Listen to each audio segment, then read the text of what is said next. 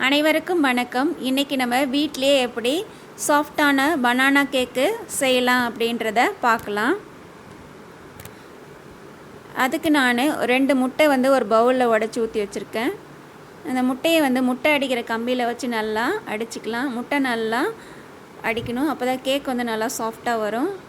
நல்லா நுரைச்சி வர அளவுக்கு அடிக்கணும். இது மாதிரி இருக்கணும். இது கூட நான் 3/4 கப்பு சர்க்கரை சேர்த்துக்கிறேன்.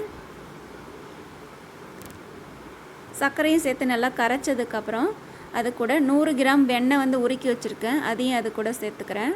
சேர்த்து நல்லா மிக்ஸ் பண்ணிவிட்டு ஒரு 2 நேந்திரம் பழம் எடுத்து வச்சுருக்கேன். நல்லா பழுத்த பழமாக இருக்கணும். அதை தோலை நீக்கிட்டு கட் பண்ணி மிக்சியில் போட்டு நம்ம பேஸ்ட் பண்ணி எடுத்துக்கலாம். இது மாதிரி பேஸ்ட் பண்ணி எடுத்ததை நம்ம அடித்து வச்சுருக்க முட்டை கூட சேர்த்துக்கலாம்.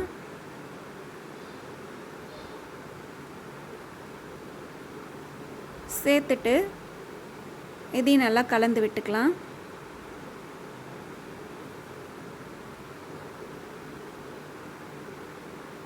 நல்லா கலந்ததுக்கப்புறம் ஒரு சல்லடியை வச்சுட்டு 1 கப் மைதா,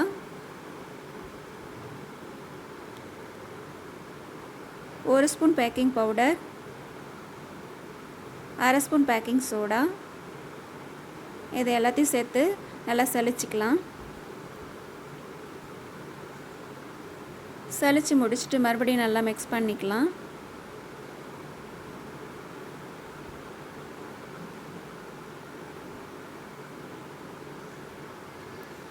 நான் காய்ச்சி ஆற வச்ச பால் 1/4 கப் சேர்த்துக்கிறேன்.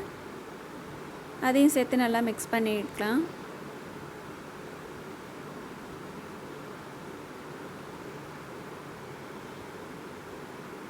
மிக்ஸ் பண்ணிவிட்டு 1 ஸ்பூன் வெண்ணிலா எசன்ஸ் நான் அது கூட ஆட் பண்ணுறேன்.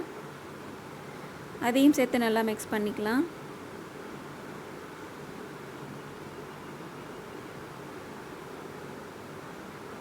மாவு இந்த பதத்துக்கு இருக்கணும்.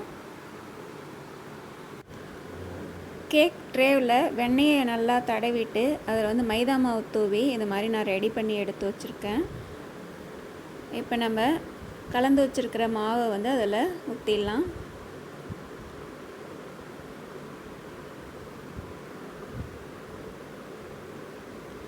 இது மாதிரி எல்லாத்தையும் ஊற்றிட்டு எல்லா பக்கமும் சேமாக இருக்கிற மாதிரி தட்டி விட்டுக்கலாம். இது மாதிரி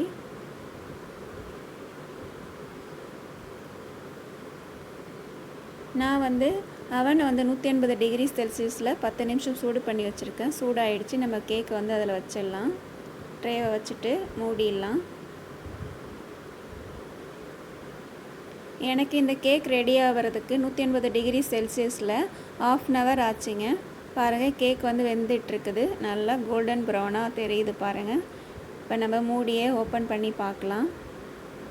இந்த அவன் பழைய மாடல் அவனுங்க. இதை எங்கள் அம்மா 35 வருஷமாக வச்சு யூஸ் பண்ணிகிட்டு இருக்காங்க.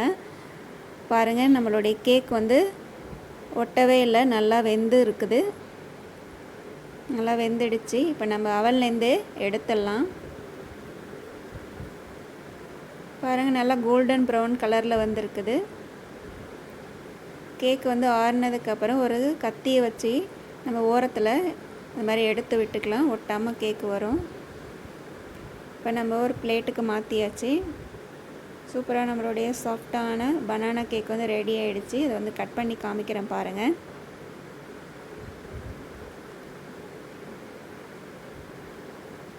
ரொம்பவே சாஃப்டாக இருக்குது.